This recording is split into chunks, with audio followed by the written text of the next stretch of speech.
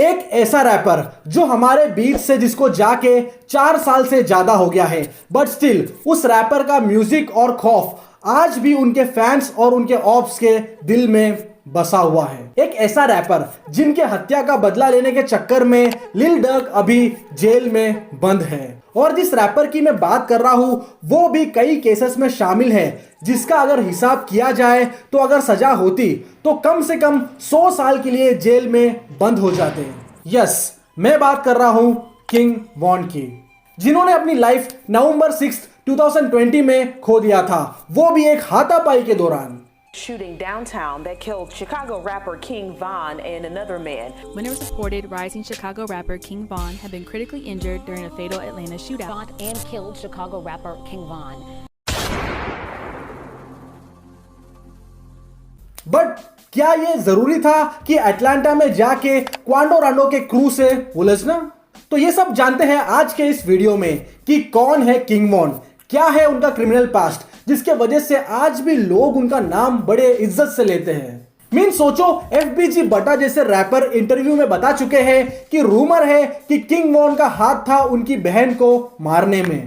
She like everything. She like the one that was hurt, but this one, bro, she like that bitch, the one on her neck.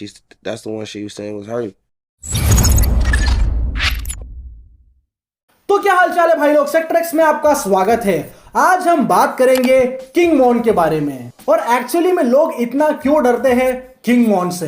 एक जमाने में शुग night का जैसा खौफ था hip hop में, same वैसा ही कुछ था किंग वॉन का सीन। तो चलिए जानते हैं क्यों कहते हैं किंग वॉन को the most dangerous rapper of our generation. अपना वीडियो वापस पहले जैसे फॉर्मेट में कर दिया है। पहले किंग वॉन की लाइफ और उनके क्रिमिनल पास्ट के बारे में स्टोरी होगा पूरा, उसके बाद कुछ इंटरनेशनल हिप हॉप के अपडेट्स मैं आपको दूंगा, और लास्ट में कुछ अंडरग्राउंड आर्टिस्ट को शाउट आउट मिलेगा। तो चैनल पे नए हो तो सब्सक्राइब करना और हमसे इंस्टाग्राम पे जुड़ना मत भूलना। तो चलिए इंट्रो करते हैं रोल और शुरू करते हैं आज का video about the late great youngin King Von. Sector X Entertainment.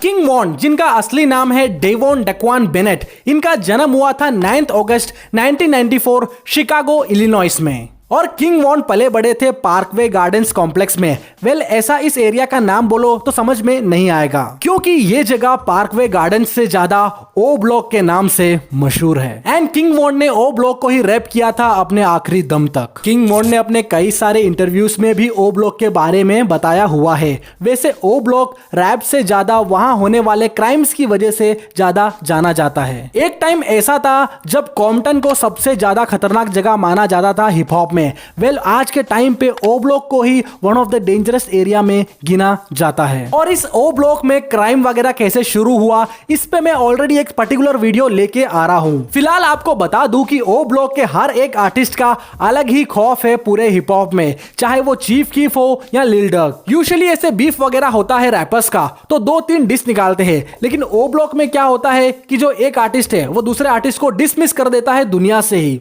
ये मेंटालिटी है उधर। ये जगह सिर्फ क्राइम के लिए ही नहीं बल्कि कुछ लेजेंडरी आर्टिस्ट भी प्रोड्यूस किया है इस एरिया ने, like Lil Durk, King Von, Chief Keef etcetera. O block में टोटल 35 बिल्डिंग है, जिसमें 700 के करीब फ्लैट्स है, और ज्यादातर इसमें ब्लैक कम्युनिटी के ही लोग रहते हैं। किंग वॉन की मॉम ने एक इंटरव्यू में बताया था कि क्राइम और पॉवर्टी बहुत ही आम बात थी ओ ब्लॉक में, और वॉन के पिता वॉन के पैदा होने के कुछ महीने पहले ही जेल में बंद हो गए थे क्रिमिनल एक्टिविटीज के वजह से। सो वॉन बचपन से ही अपने फादर के बिना ही बड़े हुए थे, और किंग वॉन के फादर जब जेल से छूट के बाहर आए थे तो उनके फादर के कुछ ऑप्स ने उन्हें गोली मार दी थी। और किन लोगों ने किंग वॉन के फादर की हत्या की है आज तक पुलिस वालों को मालूम नहीं चला, लेकिन आप अगर ओ ब्लॉक के कुछ आर्टिकल्स और इंटरव्यूज देखोगे तो आप समझ जाओगे कि किंग वॉन ने अपने फादर्स के किलर से बदला ले लिया था। इस बात का तो कोई अपफ्रंट प्रूफ तो नहीं है, बट स्ट्रीट्स एवं किसी के बारे में ये सब चीजें नहीं बोला करती। और जब किंग वॉन के फादर की हत्या कर दी गई थी तब वो महज 11 साल के ही थे। इवन तो किंग वॉन हमेशा से ही स्ट्रीट से कनेक्टेड थे, बट हमेशा डिनाई ही किया है उन्होंने कि वो कोई भी मेजर गैंग्स लाइक ब्लड्स या क्रिप्स से कनेक्टेड है। Like a regular hood, I was with my homies, all my friends, so we grew up playing, you know, kicking the shit. Then we got older, still kicking it, but other got to happen. So you know that. Music के अलावा king Von को baseball में भी काफी interest था बचपन में, और इवन वो अपने हाई स्कूल डेज में बेसबॉल खेला भी करते थे। बट ये म्यूजिक और स्पोर्ट्स एक हद तक ही हेल्प कर सकते हैं किसी भी ओ ब्लॉक के बच्चे को, और सेम ऐसा ही हुआ किंग वॉन के साथ भी। वो भी गलत राह पे चलने लग गए, जिसमें उनके बाकी फ्रेंड्स भी ऑलरेडी चल रहे थे बचपन से ही। शुरुआत में किंग वॉन बाइसाइकिल्स वगैरह चुराते थे अपने होमीज के साथ, और धीरे धीरे ये क्राइम का सिलसिला बढ़ता गया। एंड 16 साल की उम्र में वो पहली बार अरेस्ट हुए थे इलीगल गन रखने के चक्कर में, और उनको जेल हो गया कुछ टाइम के लिए। It's just like it's easier to go on the block than it is to go to school, like, you know, and it's easier to just be careless and not doing shit, just doing bad shit, like bad shit. Easy to do than good shit, you know what I'm saying? Schooling के time पे king Von की दोस्ती हुई थी जी हर्बो से, जो उस समय एक अंडरग्राउंड रैपर थे और अपना म्यूजिक का हसल फुल टू ऑन रखे थे। और जी हर्बो से दोस्ती के कारण वॉन को रियलाइज हुआ कि उन्हें रैप करना है, और फिर उसके बाद उनका विजन भी क्लियर हुआ।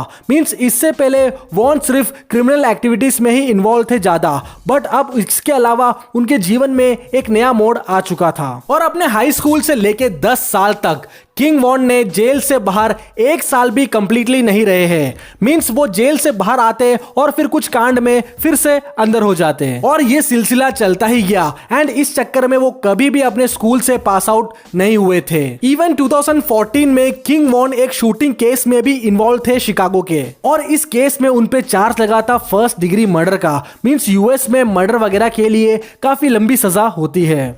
I got charged with it when I was 19, 2014. When I was 19 years old, and they let me out when I was like, what, 23. Then 3.5 साल जेल काटने के बाद ये केस सॉल्व हुआ, और वॉन के साथ जो इस केस में बंदा इन्वॉल्व था उस बंदे को 20 साल की सजा हुई, और किंग वॉन के खिलाफ सबूत ना होने की वजह से वो जेल से बाहर आ गए। देन ये सब क्रिमिनल एक्टिविटीज से फेड अप होके उन्होंने अपने आइडल लिल वेन और गुची मैन जैसे आर्टिस्टों से इंस्पायर होके अपने म्यूजिक करियर पे ध्यान देने का सोचा। हालांकि तब तक उनका म्यूजिक करियर ऐसा खास कुछ ब्लो अप हुआ नहीं था, और जी हर्बो के साथ मिलके उन्होंने बस म्यूजिक की अपनी शुरुआत ही किया था बैक इन द डेज। पर किंग वॉन के पास उस समय खोने के लिए क्या ही था। एंड जैसे ये जेल वगैरह से थोड़े बाहर आए तो फिर किंग वॉन जी हर्बो के पास गए, और तब तक जी हर्बो सीन में थोड़े बहुत ब्लू अप हो चुके थे। मींस जब किंग वॉन जेल में थे तो जी हर्बो का नाम अच्छा खासा बन गया था सीन में, और इसी टाइम फ्रेम के दौरान ही वो लिंकअप करते हैं अपने एक और ओ ब्लॉक के होमी लिल डर्क से, जिन्होंने किंग वॉन की काफी मदद करी थी। Then with the help of G Herbo and Lil Durk 6 महीने के अंदर ही किंग वॉन ने म्यूजिकली अपना सीन चेंज कर दिया था, और किंग वॉन एंड लिल डर्क ने मिलके काफी वायरल हिट्स पे हिट्स ड्रॉप किए, और शिकागो से कुछ फ्रेश सुनने को मिल रहा था काफी टाइम बाद हिप हॉप में। और किंग वॉन का लिरिक्स लिखने का स्टाइल काफी रॉ था, और अपने लाइफ एंड एक्सपीरियंस को वो बहुत ही बेहतरीन ढंग से पोएट्री में कन्वर्ट करते थे। एंड 2018 में लिल डर्क ने किंग वॉन को अपने imprint label only the family में साइन कर लिया, और वहां से वो सीन में और जाने लगे। बेसिकली जी हर्बो और लिल डर्क वगैरह फुल हाइप में थे तब, और इन्होंने ही अपने फ्रेंड किंग वॉन की हेल्प करी थी ताकि वो भी सीन में आगे बढ़े। पर अपने इधर ऐसा बहुत कम होता है। मतलब अगर अपने किसी एक फ्रेंड को YouTube पे थोड़े व्यूज क्या मिल जाए तो फिर वो अपने आप को होमीज से ज्यादा सुपीरियर समझता है। बट भाई लोग, कुछ लोग होते हैं जो हमेशा अपने होमीज को सपोर्ट करते हैं ग्रो करने में। So be like G Herbo and Lil Durk. क्या पता आपके सर्कल में भी एक किंग वॉन है जिसको प्रॉपर गाइडेंस की जरूरत है। एंड लिल डर्क और किंग वॉन ने साथ में काफी सक्सेस देखा, लेकिन ट्रबल कहां इनका पीछा छोड़ने वाला था।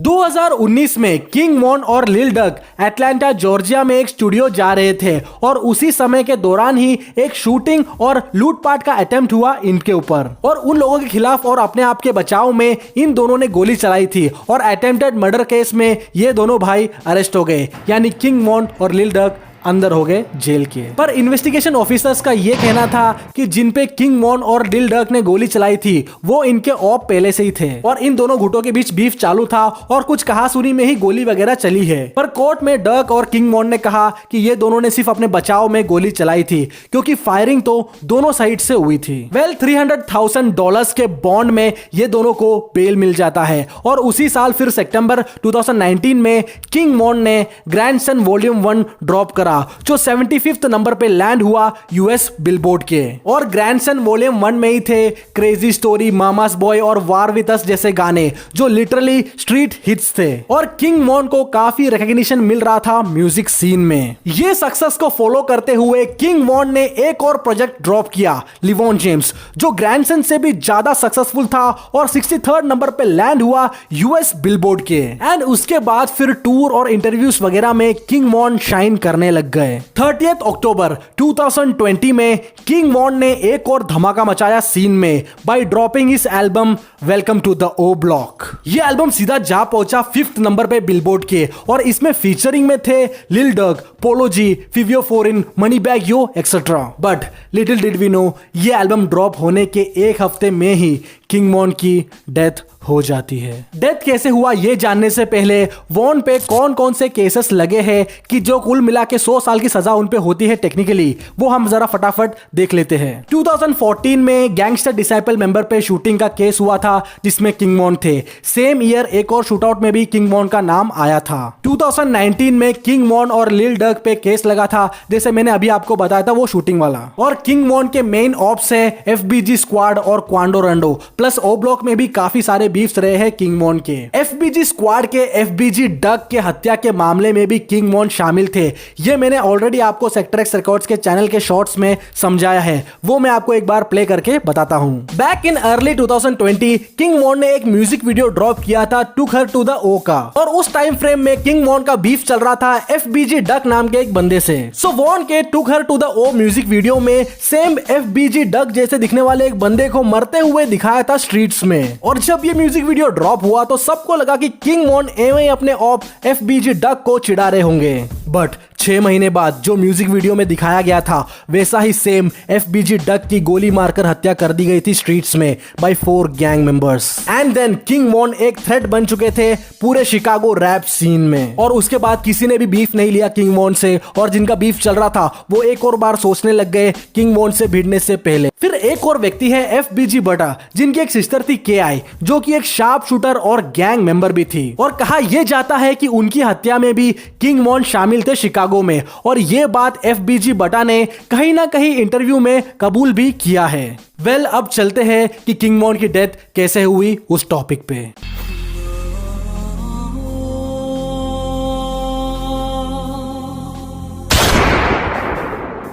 अपने album Welcome to the O Block के सक्सेस को सेलिब्रेट करने के लिए किंग वॉन और उनके होमीज 6 नवंबर 2020 को मोनाको हुक्का लाउंज में जाते हैं अटलांटा के। वहीं पे अनफॉर्चुनेटली उनकी बहस हो जाती है छोटी सी धक्का मुक्की के इशू को लेके क्वांडो रांडो और उनके क्रू से। अब क्वांडो रांडो एक रैपर है जिनका पहले से ही बीफ चलता आ रहा है ओ ब्लॉक और ओटीएफ गैंग के कुछ लोगों से। सो किंग वॉन तो पहले से ही चार्ज थे क्वांडो पे। सो जैसे ही ये बहस चालू हुआ तो जल्द ही ये हाथापाई में बदल गया और क्लब के एंट्रेंस के बाहर ही ये दोनों ग्रुप एक दूसरे से भिड़ गए। बेसिकली किंग वॉन पंचेस पे पंचेस थ्रो कर रहे थे क्वांडो पे, और क्वांडो के एक होमी लल टम ने अपने और अपने गैंग के बचाव में अंधाधुन गोली चला दी किंग वॉन के गैंग के ऊपर, जिसमें से कुछ गोली जाके किंग वॉन को भी लगी, और इसके बदले में इधर से भी गोलियां चली थी, यानी किंग वॉन के ग्रुप से भी। और मामला इतना बिगड़ गया था कि इन लोगों को हटाने के लिए जो आसपास पुलिस मौजूद थी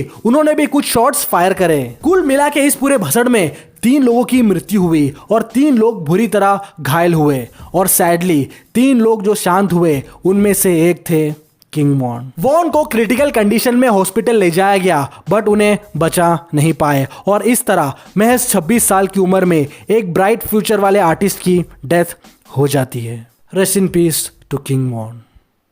और अपने होमी किंग वॉन का बदला लेने के लिए लिल डर्क ने क्वांडो रांडो के खिलाफ क्या किया वो हमने पिछले वीडियो में देखा था, आप वो भी जाके चेक कर सकते हो अगर नहीं देखा हो तो। उस वीडियो की लिंक मैं डिस्क्रिप्शन में डाल दूंगा। सो वीडियो खत्म करने से पहले चलते हैं कुछ important international hip hop updates की ओर। गाना का song if you mean 1 billion streams cross कर चुका है स्पॉटिफाई पे।